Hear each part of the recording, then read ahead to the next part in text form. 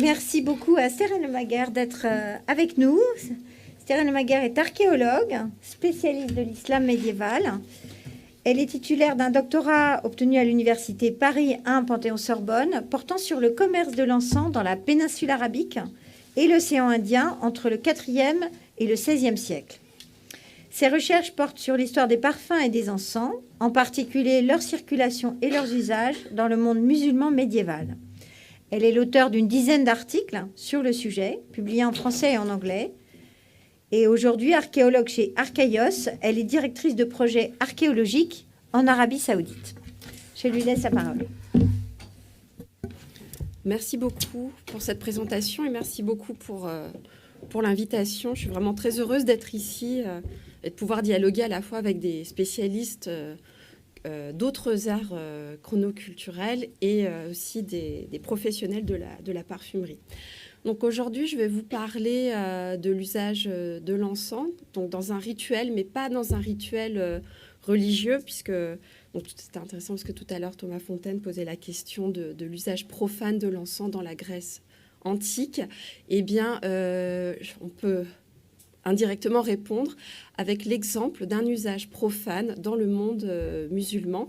Contrairement à Adeline Grand-Clément, qui n'a quasiment que les sources textuelles pour travailler, on a la chance, quand on travaille sur l'islam médiéval, d'avoir aussi, de pouvoir voir de nos propres yeux certaines traditions qui sont toujours pratiquées. Et c'est le cas notamment du rituel de l'hospitalité dont je vais vous parler aujourd'hui.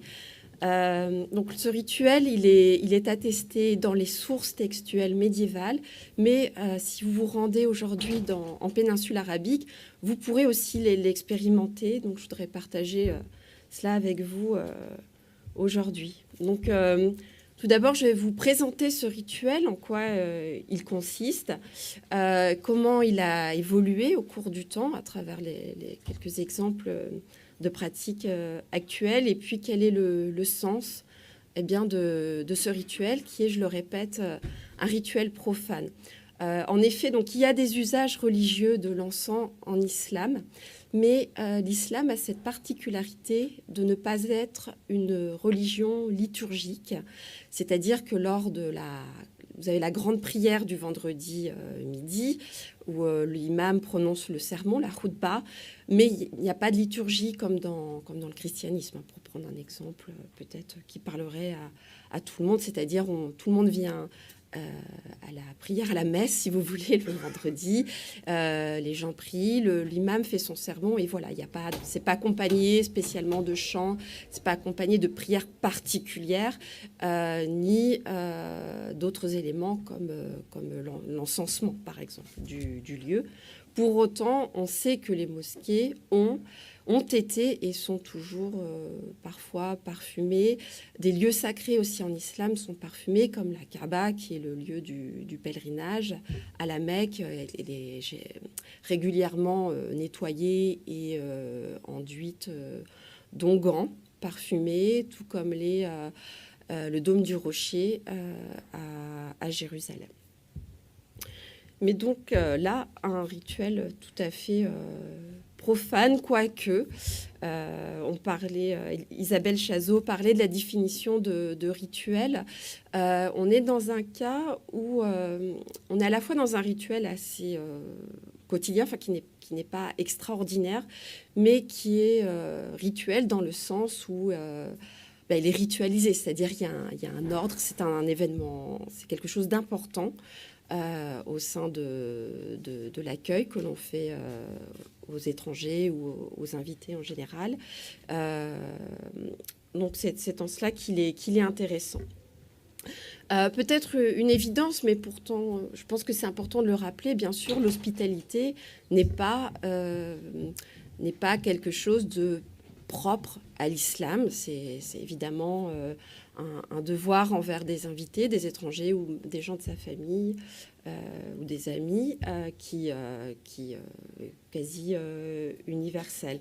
Donc Philippe Bornet, dans son ouvrage très intéressant qu'il consacrait ces rituels de l'hospitalité dans les religions juives et chrétiennes, donc il faisait des parallèles, définit l'hospitalité comme le fait d'accueillir temporairement un étranger, entre guillemets, c'est-à-dire quelqu'un d'extérieur on dirait au cercle proche, intime. L'hospitalité, c'est un devoir qui est attesté dans les sources mésopotamiennes de l'âge du bronze, du deuxième millénaire avant notre ère, où on sait par les textes que les invités sont accueillis avec de la nourriture et des vêtements donc, qui leur sont offerts. On retrouve ce sens de l'hospitalité dans l'Ancien Testament. Par exemple, vous avez l'accueil par Abraham des anges. Donc, il leur offre à manger du veau. Vous avez aussi le fameux épisode dans la Genèse de Sodome et Gomorrhe, puisque, faut-il le rappeler, ces deux villes sont punies, non pas pour leur mode de vie, mais parce qu'elles ont refusé l'hospitalité aux anges qui étaient venus les visiter. Et Lot est épargné parce que lui, justement, a rendu ce devoir d'hospitalité aux anges. Évidemment, on trouve ce principe dans la Grèce ancienne, c'est le terme xénia, ou le terme de hospitium dans la Rome ancienne. Et en islam, dans le Coran, ce devoir d'hospitalité est également important. On le retrouve notamment dans 2 sourates. La sourate de la vache qui rappelle l'importance de l'hospitalité qui est due envers les étrangers. C'est en effet une des vertus cardinales aussi du mode de vie bédouin. Dans des régions qui sont quand même pour le moins inhospitalières, accueillir des étrangers en leur offrant de l'eau et de la nourriture, c'est presque une question de survie. Et on retrouve aussi en écho à l'Ancien Testament, dans la sourate 11, El-Houd, du nom d'un prophète, on retrouve cet épisode donc d'Abraham qui accueille les anges et comme dans l'Ancien Testament, il leur offre à manger, il leur offre du veau, pour être plus précis. Donc cette vertu de l'hospitalité, qui est donc un principe déjà pré-islamique, prend aussi un sens nouveau dans le cadre après l'essor de l'islam. Donc on sait par les sources textuelles que ce rituel de l'hospitalité est très important et que l'un des éléments de l'hospitalité, c'est de parfumer ses hôtes et d'offrir des parfums et de recevoir dans une pièce qui est parfumée. Donc, j'ai mis ici quelques exemples.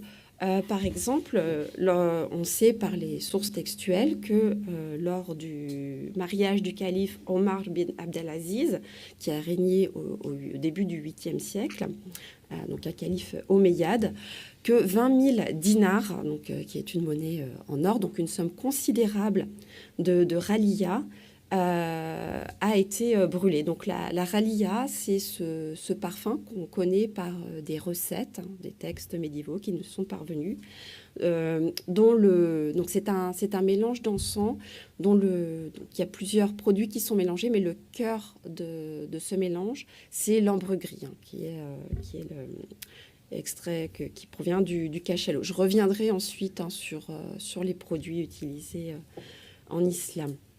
Plus tard, au IXe siècle, à l'époque abbasside, nous apprenons par les sources textuelles que lors de son mariage, le calife Al-Mamoun avait pour recevoir ses hôtes lors de cet événement important, fait un usage très abondant de parfums. En particulier, on retrouve là l'ambre gris ainsi que du bois d'aloès ou aude, le bois d'agaloche. Originaire d'Inde, donc l'origine géographique est précisée dans le texte. Donc ont été aussi brûlés ou offerts sous forme d'huile parfumée aux invités.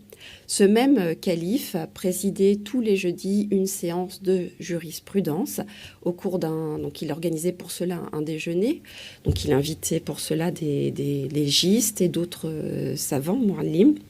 Et à la fin du repas, on apportait des brûle-parfums, en arabe majamir, qui est le pluriel de mijmara. Si jamais vous allez dans le monde arabe, vous retrouverez ce terme. Donc les objets circulaient, les cassolettes d'encens circulaient parmi les invités afin qu'ils puissent se parfumer eux-mêmes. Et je reviendrai aussi là-dessus en ce qui concerne les pratiques actuelles, on peut illustrer cela de manière très vivante. Donc ça, c'est Al-Masroudi qui nous le rapporte dans son ouvrage « Les prairies d'or ». Enfin, on le sait, donc ce n'est pas une source à proprement parler historique. Là, il s'agit d'une source littéraire qui sont les Mille et une nuits, écrites plus tardivement que la période abbasside à laquelle elles font référence, puisque le calife des Mille et une nuits, c'est le calife Haroun al-Rachid, qui était un des plus grands califes du monde islamique et qui était le contemporain de Charlemagne. Donc dans ces Mille et une nuits, un conte en particulier est intéressant, c'est celui qui est intitulé « Le portefaix et les dames ». Donc il s'agit de raconter notamment une réception. Donc on nous fait avant toute la liste des courses pour cette réception. Donc pour qu'une réception soit réussie, il faut bien évidemment acheter différents mets, de la viande, des légumes, etc. Mais il faut aussi des parfums, puisque parmi cette liste des courses, on retrouve donc une bouteille d'eau de rose au musc, des grains d'encens, du bois d'agaloche, on retrouve ce fameux oud, de l'ambre, il faut entendre ici encore une fois, de l'ambre gris, et des grains de musc. Donc il n'y a pas de réception réussie. Vous n'êtes pas un bon hôte si vous n'offrez pas également, en plus évidemment du repas, des parfums. Donc on a ces sources textuelles qui nous rapportent cette pratique de l'accueil au sein des élites. On en retrouve également des exemples dans l'iconographie. Si vous avez une miniature du XVe siècle qui représente une scène de cour, donc c'est un détail de la miniature, donc c'est extrait d'un Shahnameh. Donc le Shahnameh, c'est cet ouvrage qui raconte, c'est une épopée qui raconte l'histoire des grands rois de la Perse antique. Et vous pouvez voir donc juste devant les musiciens, je ne sais pas si on voit la souris, non. Vous pouvez voir juste devant les musiciens ici un brûle-parfum en métal qu'on peut reconnaître. Donc il est tripode, il est sur 3 pieds, il est doté d'un manche. Et on peut faire des parallèles avec des objets, alors un peu plus anciens ici, du XIIIe siècle, qui sont ces petits brûle-parfums tripodes surmontés d'un dôme, qui était très en vogue au XIIIe, XIVe siècle dans le monde islamique. Donc, quels sont les produits privilégiés dans le monde islamique et dans le cadre de ces rituels d'hospitalité? Donc là, à l'instar, je dirais, des sources antiques, les sources textuelles sont peu loquaces, à la fois sur les produits utilisés, sur la manière dont c'est utilisé et surtout la manière dont c'était perçu d'un point de vue olfactif. Donc là, il faut ou avoir de l'imagination ou bien voir ce qu'il se passe aujourd'hui. Les principaux produits que l'on connaît d'après les sources textuelles sont... Alors, il y a l'encens au Liban qui est produit donc dans le sud de la péninsule arabique, mais qui n'est pas forcément le plus souvent rencontré dans les sources textuelles. On a des produits qui proviennent du bassin méditerranéen, comme le mastic, la ciste, mais on a surtout des produits originaires de l'océan Indien et de l'Asie du Sud-Est, donc qui parvenaient dans le monde islamique par un commerce à longue distance et qui étaient très onéreux. Parmi ces produits, les plus recherchés étaient le oud, ou bois d'agaloche, qu'on retrouve, qui est un produit assez à la mode aujourd'hui dans la parfumerie moderne, le bois de santal, l'ambre gris, donc qui est une concrétion du cachalot, et qu'on l'on trouvait au petit bonheur la chance lorsque la matière première s'échouait sur les plages le long du rivage de l'océan Indien. Et le musc, qui provient d'Asie centrale, enfin de la zone Tibet, qui est issu du daim porte-musc. Les blades de Byzance, qu'on connaît dans les sources grecques sous le nom d'onyx, en arabe athar at-tib, qui est pas très traduisible, mais en gros, c'est at-tib, c'est le mot arabe pour le parfum. Et on trouve aussi le terme de bahour, qui est un terme générique qu'on peut traduire par encens, c'est-à-dire c'est toute matière qui peut être brûlée. Généralement, ce sont des mélanges de bois, d'huile parfumée et d'eau parfumée. Donc ici, je vous remets quelques photos. Vous avez des photos d'un boswellia en fleurs, comme vous pouvez le voir ici. Et différentes résines, hein, leur résine d'encens a cette particularité d'être de différentes couleurs suivant la période à laquelle l'encens est récolté et suivant la région où l'encens aussi, où les arbres croissent. Par exemple, ce qui est intéressant, plus vous êtes dans une région sèche, plus l'encens va avoir cette couleur translucide, jaune-vert. Plus vous êtes près du bord de mer, plus l'encens tirera vers le brun. Ici, vous avez deux exemples de résines d'encens qui proviennent de la même région, le Dhofar, dans le sultanat d'Oman, qui est une des principales régions productrices d'encens. Les arbres sont séparés peut-être par une 50aine de kilomètres seulement. Mais vous avez d'un côté ici l'encens, lui, qui est issu d'un arbre sur la bande littorale, et à votre gauche de l'encens jaune qui, lui, provient de la région plus sèche du plateau qui est derrière et qui n'est pas arrosé par la mousson. Du bois de oud brut, je reviendrai là-dessus, et l'illustration de pistacia, puisque les pistachiers sont également très appréciés en islam. On trouve également l'usage de copal, qui est attesté, de benjoin et de camphre, benjoin et camphre originaires d'Asie du Sud-Est. Et parmi les plus précieux et les plus communs, on va retrouver l'ambre gris, anbar en arabe, et le musc. Ici, vous retrouvez les fameuses blades de Byzance, donc cet opercule d'un mollusque que l'on trouve dans l'océan Indien et la mer Rouge. Donc on connaît essentiellement ces produits par les sources textuelles. On a quelques exemples aussi retrouvés en contexte archéologique, mais c'est très peu. Mais pour information, on a retrouvé de l'encens au Liban, originaire soit du sud de la péninsule arabique, soit de la côte est de l'Afrique, jusqu'en Chine, dans des tombes de la période Song, donc du 12e, 13e à peu près. On sait aussi, donc on a une idée de la manière dont ces produits étaient utilisés grâce aux objets qui nous sont parvenus.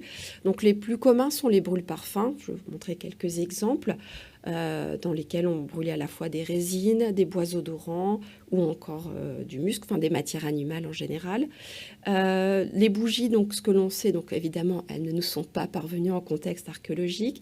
Là, on connaît les parfums utilisés dans ces bougies grâce aux sources textuelles, et c'est le musc et l'ambre gris qui reviennent le plus fréquemment. Et un autre type d'objet qui toujours fait partie de ce rituel de l'hospitalité sont les aspersoirs qui contenaient donc des eaux de rose ou de fleurs d'oranger, avec parfois des mélanges de safran ou de musc, comme on l'a vu dans l'exemple des 1001 nuits. Donc vous aviez à la fois des encensoirs qui circulaient parmi les autres, et puis des petits aspersoirs à eau parfumée avec lesquels les autres pouvaient aussi se parfumer. Donc comme je vous le disais, les sources textuelles nous décrivent finalement des rituels d'hospitalité et d'usage de parfums dans des contextes aisés, mais grâce à l'archéologie, on peut aussi imaginer que ce rituel de l'hospitalité et ces parfums, ou en tout cas certains parfums, sans doute moins onéreux que le musc et l'ambre gris, étaient utilisés dans les couches les moins aisées de la société. Donc on a vraiment un usage dans l'ensemble de la société musulmane médiévale. Donc ici, quelques exemples de brûle-parfums en terre cuite qui sont intéressants parce que ces objets retrouvés dans des contextes islamiques sont en fait des objets qui étaient déjà produits à l'époque nabatéenne. Donc on a aussi une permanence qui serait intéressant de creuser aussi là-dessus, de pratiques qui se transmettent de l'époque pré-islamique à islamique. Ici, quelques petits brûle-parfums qui viennent en haut du Yémen, enfin Arabie Saoudite et Yémen, et sur la droite, ils viennent d'Iran. Donc vous avez des motifs comme ces triangles excisés qui sont aussi communs à l'ensemble du monde islamique, du sud de la péninsule arabique à l'Iran actuel. Donc on a au fur et à mesure des conquêtes islamiques cette pratique de brûler de l'encens en contexte profane qui aussi se répand dans l'ensemble du monde islamisé. On trouve aussi des objets en pierre tendre, comme la chlorite, surtout pour les périodes entre les 8e et le 11e siècle. Donc ça, c'est une pierre qui est plus difficile à trouver que la céramique, qui est dans des contextes déjà un peu plus aisés, notamment des maisons de marchands. Donc vous avez ici, on retrouve des formes assez similaires, donc des objets qui sont sur 3 ou 4 pieds, plutôt 4 en général, dotés ou non d'un manche. Ici, vous avez un exemple qui provient de Amman en Jordanie et l'autre qui provient de Suse en Iran. Donc là aussi, on peut voir qu'on a un usage qui est commun à l'ensemble du monde islamisé. Ce sont des objets et des produits parfumés qui circulent par les routes commerciales maritimes, mais aussi par les routes de pèlerinage. Ici, vous avez un exemple, ce sont les routes irakiennes, l'une partant de Koufa en Irak et l'autre de Bassora. Donc le pèlerinage est un des devoirs de tout musulman, de se rendre à la Mecque. Et comme vous pouvez le voir, pour pouvoir réaliser ce devoir, les différents pouvoirs musulmans, les califes, ont mis en place des routes qu'ils ont aménagées avec des citernes, des hôtels, etc., pour faciliter la réalisation de ce pèlerinage. Et donc, on a sur ces routes à la fois des pèlerins qui circulent, mais aussi donc, des produits du commerce, parmi lesquels des brûle-parfums et des parfums, même si on n'en a pas retrouvé en contexte archéologique. Et enfin, pour revenir, disons, aux élites de l'époque islamique, on a évidemment de nombreux objets qui témoignent d'un usage de ces parfums au sein des cours princières. Alors ici, un exemple aussi d'un objet intéressant qui donc est conservé au musée du Louvre, qui date des 8e, 9e siècles. C'est un brûle-parfum en bronze qui a été réalisé en Égypte. Et ici, on peut déceler l'influence chrétienne, copte, dans cet objet, puisque, par exemple, si vous allez au musée du Moyen-Âge à Cluny, vous pourrez trouver un objet très semblable, mais surmonté d'une croix chrétienne, parce que c'est un objet, c'est un encensoir, cette fois, chrétien. Donc là encore, on peut voir la porosité à travers la culture matérielle entre les civilisations islamiques et chrétiennes notamment. On pourrait aussi parler des influences de la religion juive, bien sûr. Et ici, un autre exemple. Je vous ai mis qu'un exemple, sinon je pourrais faire une présentation aussi là-dessus.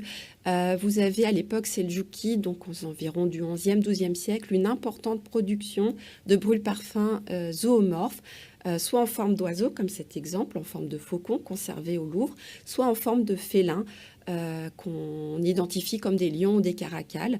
Et ces objets étaient associés donc à la fonction princière. Et ils étaient aussi sûrement utilisés lors de réceptions princières. Donc ce sont des objets précieux, généralement en bronze ou en alliage de métal, avec donc soit des pattes de verre, soit des pierres précieuses en incrustation, et qui étaient sans doute employés pour brûler des parfums aussi précieux que le musc, qui sont aussi des symboles de la royauté. quelques exemples d'aspersoirs. On les appelle de manière générique aspersoirs à eau de rose. Évidemment, ils ne contenaient pas nécessairement que de l'eau de rose. Comme je vous le disais, la fleur d'oranger était aussi très appréciée et ces eaux parfumées pouvaient être aussi mélangées à d'autres parfums comme le safran ou le musc. Donc on a aussi l'influence de l'Antiquité qui se voit à travers les productions en verre, comme sur cet exemple d'aspersoir produit en Syrie, en Égypte. Ici, cet exemple illustre plutôt l'influence perse, de la Perse sassanide. Donc c'est un objet en bronze ou en métal, en alliage cuivreux qui date des 10e, 11e siècles. Et qui contenait aussi une eau parfumée. Donc vous avez toutes ces bouteilles qu'on retrouve pareil, dans l'ensemble du monde islamique.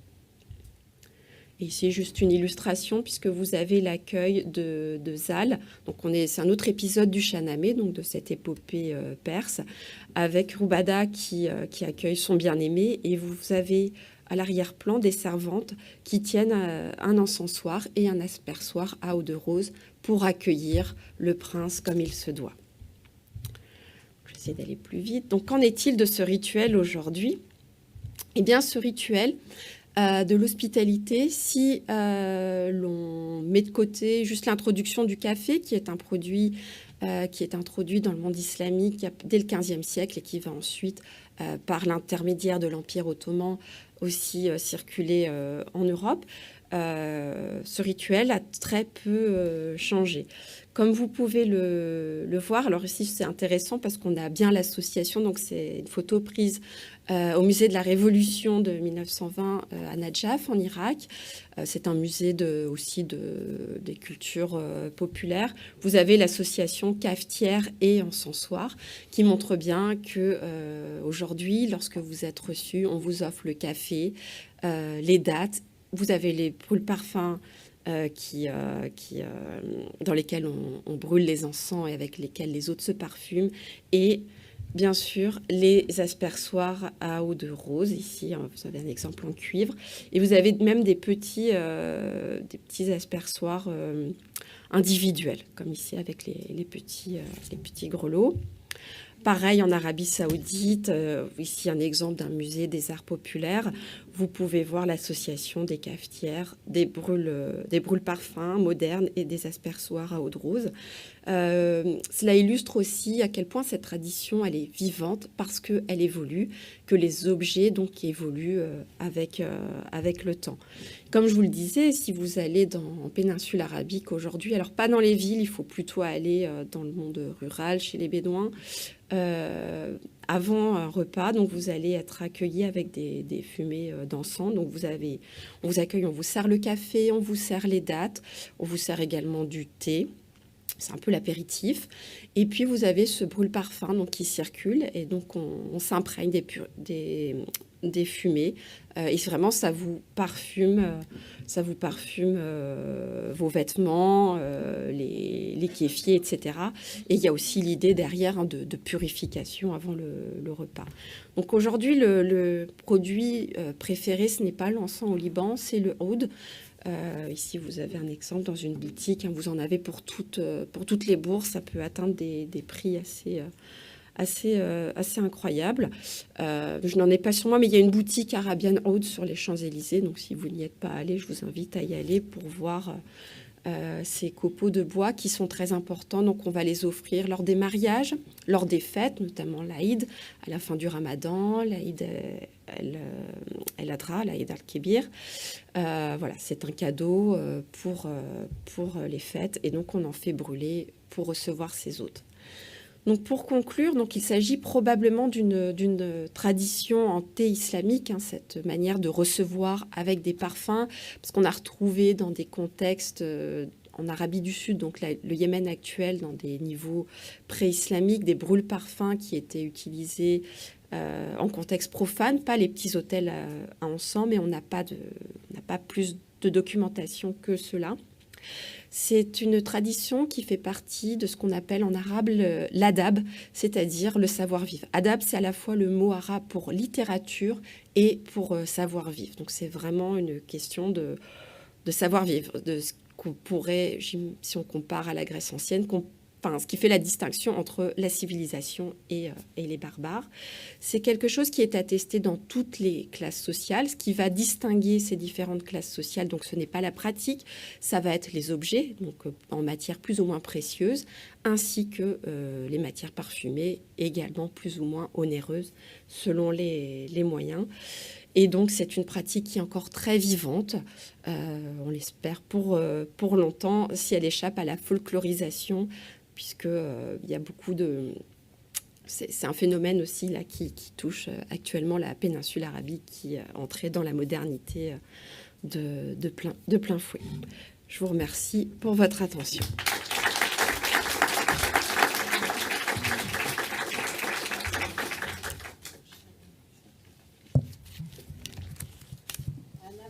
Malheureusement, on n'a pas le temps de prendre 2 questions. Je suis sûre que vous en avez beaucoup. Moi, j'en ai beaucoup aussi, d'ailleurs.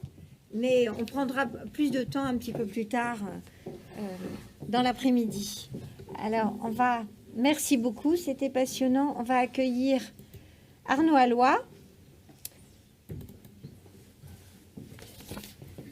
Il n'est pas à l'écran. Et il est en train de se mettre. Il faut le mettre en mode diaporama.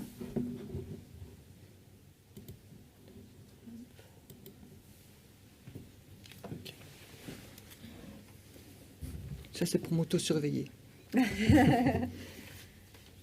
Alors, Arnaud Alloy, que je suis heureuse d'accueillir, m'a dit que depuis qu'il avait terminé son doctorat en anthropologie en 2005, ses recherches s'étaient concentrées sur la manière dont la religion est apprise en explorant dans une perspective ethnographique et théorique l'influence mutuelle entre les dimensions cognitives, sensorielles, émotionnelles et sociales de l'apprentissage religieux. Il développe actuellement une nouvelle recherche en anthropologie de la santé sur les savoirs expérientiels de personnes atteintes de psoriasis. Mais aujourd'hui, il va nous parler du rite sacrificiel de Shango de Recife, un culte de possession afro-brésilien. Merci beaucoup. Merci beaucoup. Merci beaucoup pour l'invitation. Je suis très heureux de partager ces quelques idées et odeurs, je l'espère, avec tous ces spécialistes. Alors, je vais aller droit au but parce que j'ai beaucoup de choses prévues à vous dire en 20 minutes. La question qui va m'intéresser, c'est que font les odeurs aux rituels religieux et aux individus qui y participent. Et donc là, on est bien sur les odeurs et non pas nécessairement sur les parfums. Vous allez vite comprendre. Je m'intéresse aux pratiques olfactives. Autrement dit, je cherche à ethnographier, donc à décrire le plus précisément possible les activités liturgiques où des odeurs sont mobilisées ou manipulées. Et ma question aujourd'hui sera celle de l'efficacité rituelle qu'on peut entendre par ce que les odeurs font aux rituels et aux personnes qui y participent. Et cette idée est née lors d'une discussion avec un ami au Brésil, et on se disait, mais que perdrait une personne anosmique si elle devait être, par exemple, initiée dans cette religion afro-brésilienne. Alors, très, très, très rapidement, on a affaire à une religion initiatique d'origine yoruba, donc originaire d'Afrique de l'Ouest.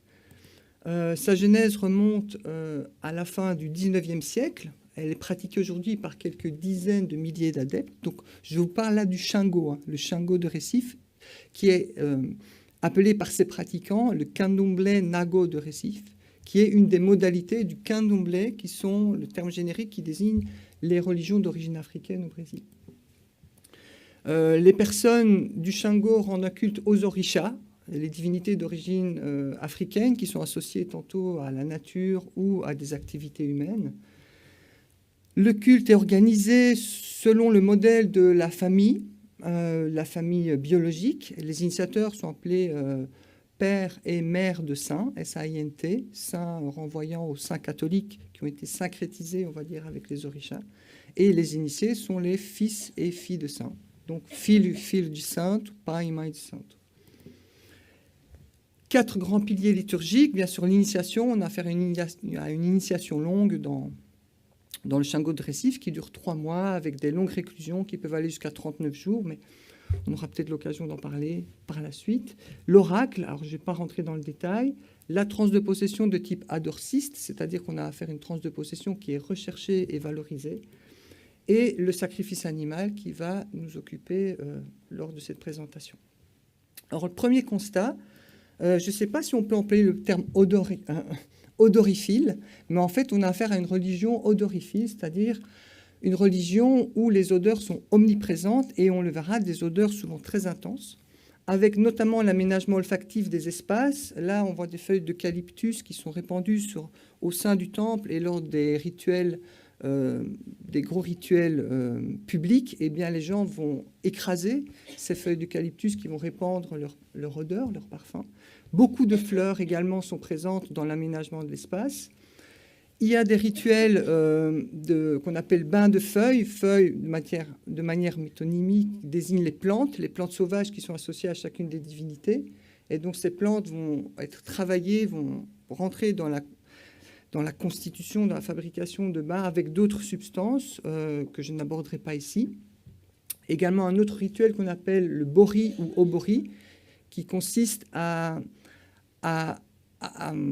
nourrir la tête de l'initié, et la tête ori de l'initié désigne à la fois son esprit et son corps.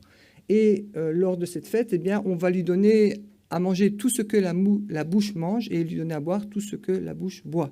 Et donc également beaucoup d'odeurs, beaucoup de plats sont préparés. C'est une cérémonie qui dure un minimum 4 heures. Et les tokis, les fêtes publiques, dans lesquelles on le voit, beaucoup de fleurs à nouveau, mais également l'usage de ce qu'on pourrait appeler une forme d'eau de Cologne, très bon marché, mais qui est employé de manière abondante dans ces religions, car les esprits, enfin les orishas, les divinités et les personnes présentes, notamment pour appeler les esprits, sont littéralement aspergés de cette eau de Cologne, qu'on appelle alfazem. Alors curieusement, cette évidence phénoménologique, en gros, je veux dire, le premier contact avec le candomblé, souvent, il est olfactif avant d'être visuel, parce que vous n'avez pas accès, si vous n'êtes pas initié, à certaines pièces, notamment les pièces où sont entreposés les autels des orishas, mais le temple même est imprégné d'odeur, le sol est imprégné d'odeur, et cette évidence phénoménologique n'a jamais vraiment suscité l'intérêt des chercheurs afro-brésilianistes. Alors, il y a des raisons à cela, je ne vais pas revenir, je n'ai pas le temps ici, on pourrait y revenir éventuellement dans la discussion ou plus tard dans la journée. Ce que j'ai proposé, c'est une olfactographie du rite sacrificiel du Shango, avec ses différentes étapes, et suggérer l'une ou l'autre piste théorique pour penser ce que, précisément, les odeurs font au rituel et aux personnes qui y participent. Alors, ma démarche était celle d'une ethnographie cognitive des perceptions. Ici non plus, je ne vais pas rentrer dans ce que cela implique méthodologiquement. Il y a des points communs avec l'anthropologie culturelle des sens qu'a développé David House et son épouse, mais il y a des points de divergence importants. À nouveau, on pourra revenir plus tard là-dessus. Rentrons dans le vif du sujet. Alors, le rite sacrificiel, qui est appelé obrigação, est considéré comme un fondement du culte, un fondamento. Qu'est-ce que cela veut dire ? Ça veut dire que l'orisha voit tout par le sacrifice, ce qui veut dire que tout dans le Shango passe par le sacrifice ou par l'offrande. C'est l'obligation qui commande à l'orisha, donc il y a vraiment cette dimension aussi performative du sacrifice. C'est à travers le sacrifice qu'on peut amener les divinités à agir en notre faveur. L'obligation est conçue comme un échange vital. Tout s'échange, nous dit Paulo, un Pai de Santo, l'animal s'en va, les personnes restent. Nous échangeons, offrant l'animal pour que nous restions. Et enfin, l'obligation compte transfert vital de l'aché, aché à Cuba, c'est un peu le mana afro-brésilien, si vous voulez. Au singulier, aché désigne la force vitale qui habite tous les êtres vivants et qui est mise en circulation au sein des différents rituels. Et les achés, c'est toutes les substances et les matières qui en contiennent, avec la substance de prédilection qui est le sang sacrificiel. Alors, les circonstances qui mènent à une obligation, c'est une promesse individuelle, une initiation, un sacrifice annuel. Les offrandes peuvent être modestes et dirigées à un seul orisha, ou bien être impliqués tous les orishas du Panthéon, engageant alors le sacrifice de plusieurs dizaines d'animaux. sachant que pour un animal à 4 pattes, eh ben, il faut sacrifier pour chacune de ses pattes un animal à 2 pattes. Et si on sacrifie un bœuf, pour chacune des pattes de bœuf, il faut sacrifier un animal à 4 pattes. Donc vous voyez, ça peut aller assez vite. Le rite sacrificiel est organisé en différentes étapes, chacune avec, on pourrait dire, sa signature olfactive. Alors si j'avais aussi des petites bandelettes pour faire sentir, ce serait beaucoup plus efficace. Mais là, j'aurais juste des images. Alors l'hypothèse générale, c'est que les odeurs participent activement à l'efficacité rituelle, c'est-à-dire à faire ce que le rituel prétend faire. La question, c'est comment? Alors, une première étape, c'est la préparation des autels. Les autels qu'on appelle assentus ou assentamentus, qui sont composés de hotins, c'est-à-dire des pierres. Alors, les pierres ne sont pas des symboles ou ce ne sont pas des représentations de l'orisha. Les pierres sont considérées être des matérialisations de l'orisha. Vous devez, par exemple, en tant qu'initié, trouver votre orisha, trouver votre pierre.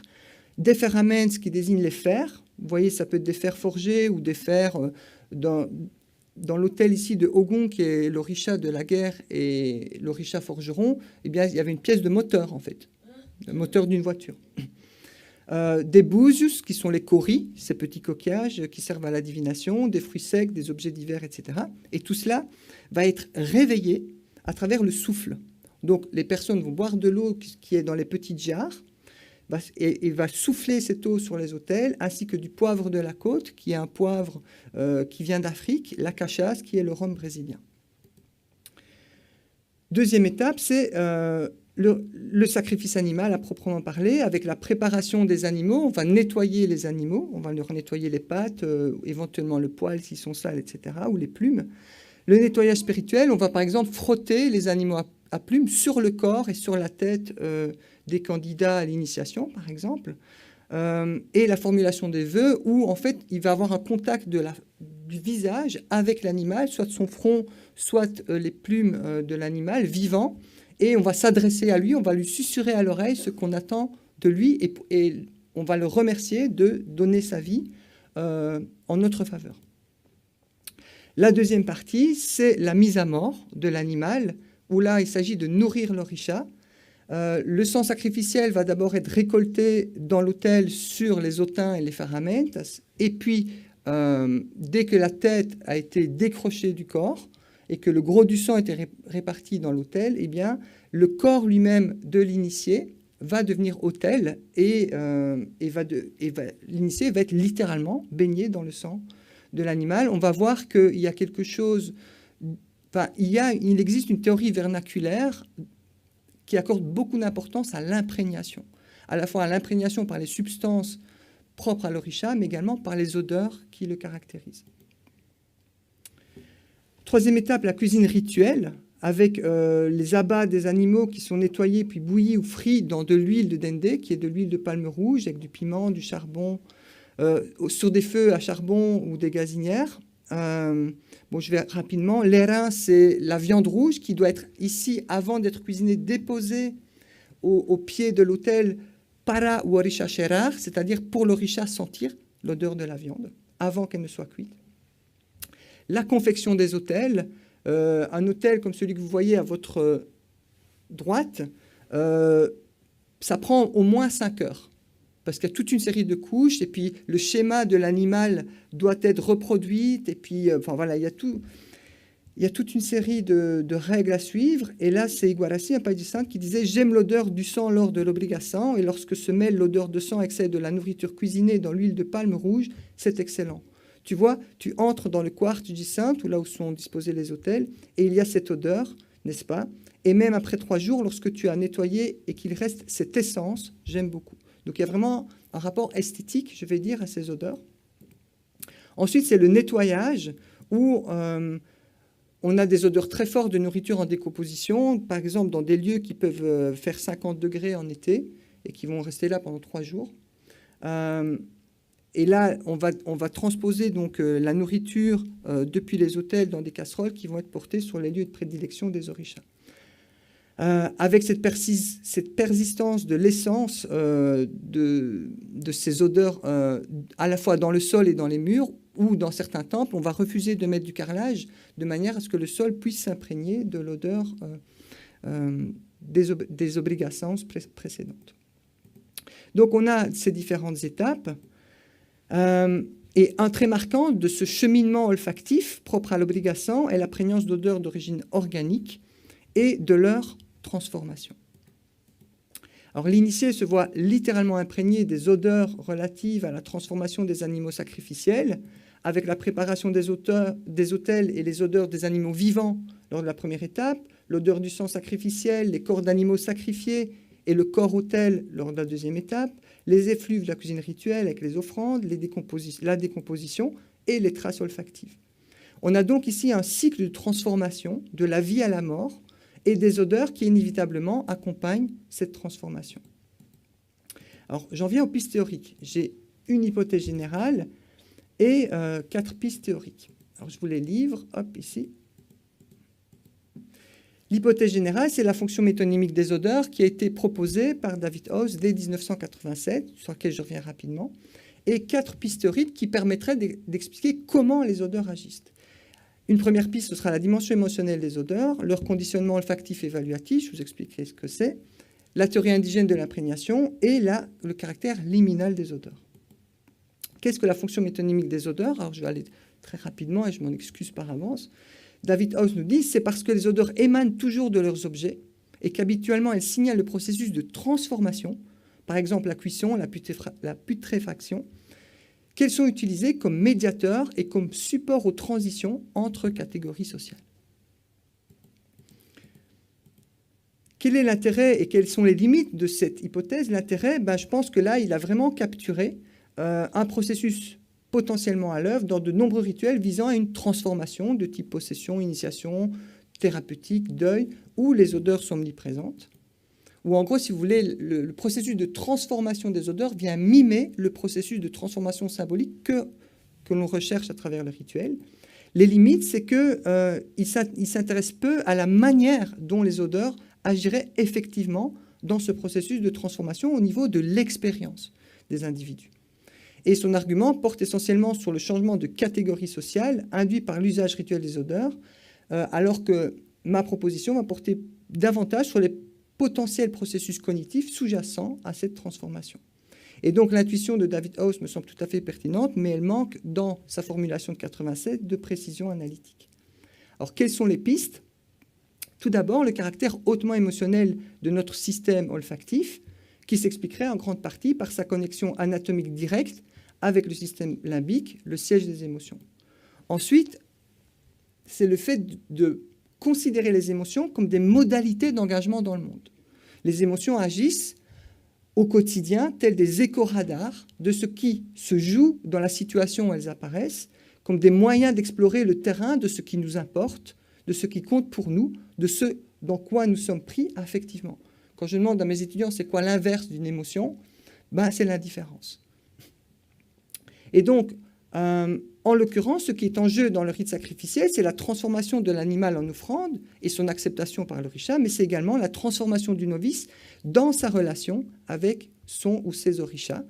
Il y a une très belle expression de Julien Bonhomme qui parle des émotions comme un précipité sensible d'une relation. Deuxième piste, le conditionnement olfactif évaluatif. Qu'est-ce que c'est? Très succinctement, c'est un type d'apprentissage associatif de nature affective. Autrement dit, c'est un processus d'apprentissage associatif qu'étudie beaucoup, notamment les psychologues du développement, entre odeurs et émotions, qui est différent du conditionnement pavlovien, qui s'intéressait d'abord à des réponses réflexes, alors qu'ici, ce qui est associé aux odeurs, ce ne sont pas des réflexes, mais bien des configurations émotionnelles. Aussi, une caractéristique de cet apprentissage associatif, c'est qu'il peut nous agir inconsciemment ou de manière subliminale. Et ce conditionnement olfactif est très résistant au phénomène d'extinction. Par exemple, dans le cas de Pavlov, si vous arrêtez d'associer ce que vous présentez au chien avec le tintement de la petite sonnette, eh bien, l'association va s'éteindre. Dans le cas de l'apprentissage associatif dont il est question ici, eh bien, ce phénomène d'extinction a tendance à ne pas s'éteindre, justement, de par cette association intime entre odeur et émotion. Alors, il y a 2 épisodes, je vais pas rentrer dans le détail, ces 2 épisodes, je vais en dire auto-ethnographiques, Un premier épisode, je le fais très rapidement. Donc moi, de par mon parcours dans cette religion, j'étais très vite phagocyté. Et donc, je suis passé par le rituel initiatique où j'ai découvert que j'étais sujet à la transe de possession. Et donc, j'ai suivi les enseignements, entre guillemets, qui vont avec. Et lors de mon dernier voyage en 2014, j'étais à Nice, je me promenais dans une rue. Et à un moment donné, j'ai failli être pris. C'est-à-dire, j'étais figé sur place et tous les signes avant-coureurs d'une transe de possession m'ont assailli d'une certaine manière. Et puis je me suis dit, mais qu'est-ce qui s'est passé ? Et là, j'ai fait mes petits exercices pour éviter que mon orisha n'arrive dans la rue Pérolière à Nice. Et je suis revenu en arrière. Et en fait, c'était l'odeur de viande en décomposition dans une poubelle à côté d'une boucherie. Et c'est cette odeur qui a été, comme diraient les Afro-Brésiliens, qui a été chercher mon orisha. Un autre épisode, c'est lors de ma première possession, enfin eux ils disent manifestation dans le Shango de Récif, eh bien ma divinité, la divinité de la chasse, et donc j'étais devenu un chasseur, et donc j'ai des flashs, j'ai des flashs à la fois visuels et j'ai des flashs olfactifs de cet épisode, et parmi les flashs olfactifs, l'odeur d'une bête qui gisait à mes pieds. Donc, je me suis demandé pendant longtemps d'où me venait cette odeur. Et 10 jours après le rituel, je me suis souvenu d'un épisode où mon père, on habitait dans les Ardennes belges, avait percuté un sanglier avec son pick-up. Et c'était la nuit, donc il y avait les phares sur l'animal. Et on est allé voir. Et en fait, quand je me suis penché sur l'animal, il était éventré. Et cette odeur de l'animal éventré m'avait à nouveau assailli à l'époque, et c'est cette odeur-là que le rituel a été recherché lors de ma possession. Et donc, qu'est-ce que ça nous dit par rapport à la question initiale ? C'est que dans l'épisode 1 illustre ce que le rituel fait aux odeurs, à savoir lester certaines odeurs de la charge émotionnelle de tout ce qui se trame rituellement.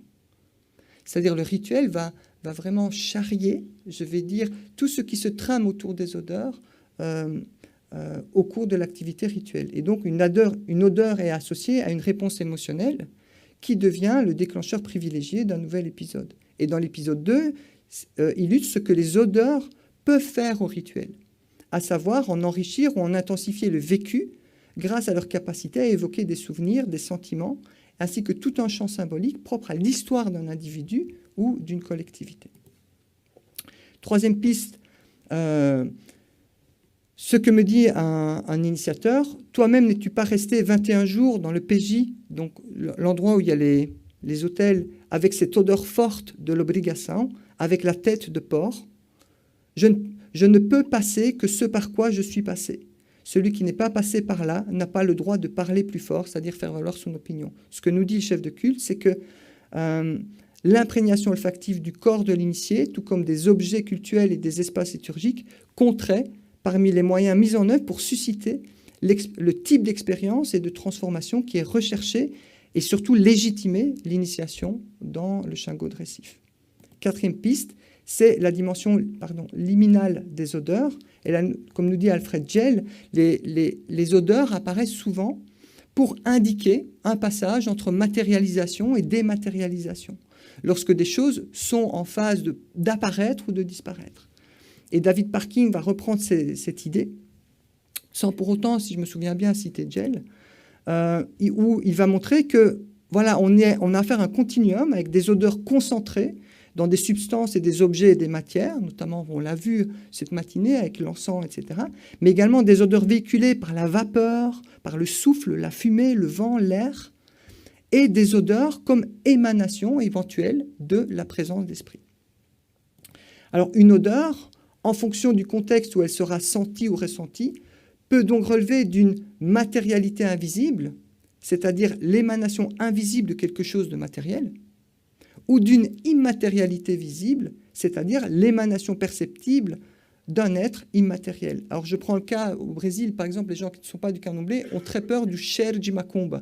En gros, c'est l'odeur de la magie noire, quoi. Et donc, les magasins qui vendent des articles spécialisés, il y a des gens qui changent de trottoir pour ne pas être touchés par l'odeur, par exemple. Ou bien David Parkin nous donne l'exemple de l'esprit Popowaba à Zanzibar, qui a un esprit qui se manifeste par une odeur infecte.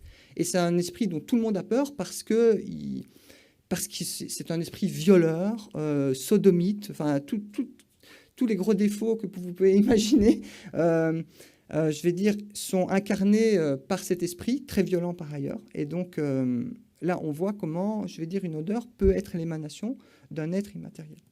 Pour conclure, on a donc eu 4 pistes théoriques pour essayer de rendre compte de la fonction métonymique des odeurs et donc de ce qu'elles font aux rituels et aux personnes qui participent, leur charge émotionnelle, les apprentissages associatifs évaluatifs dont elles font l'objet, le phénomène d'imprégnation et leur liminalité entre visible et invisible, entre matérialité et immatérialité.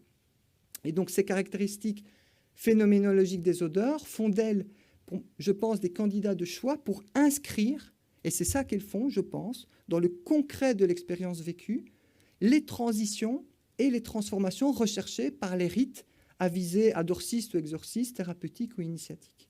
Autrement dit, les odeurs auraient ceci de particulier qu'elles rendent opératoires en incarnant, en catalysant, en endoctrinant. Les gens du candomblé parlent de doctrinar ou corpo, d'endoctriner le corps, ou encore en imprégnant dans l'expérience affective, dans l'expérience sensible, les transitions et transformations sociales et symboliques auxquelles aspirent les rituels où elles sont mobilisées. Je vous remercie pour votre...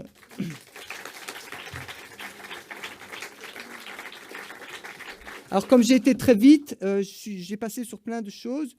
J'ai écrit un article où je reprends tout ça de manière beaucoup plus circonstanciée.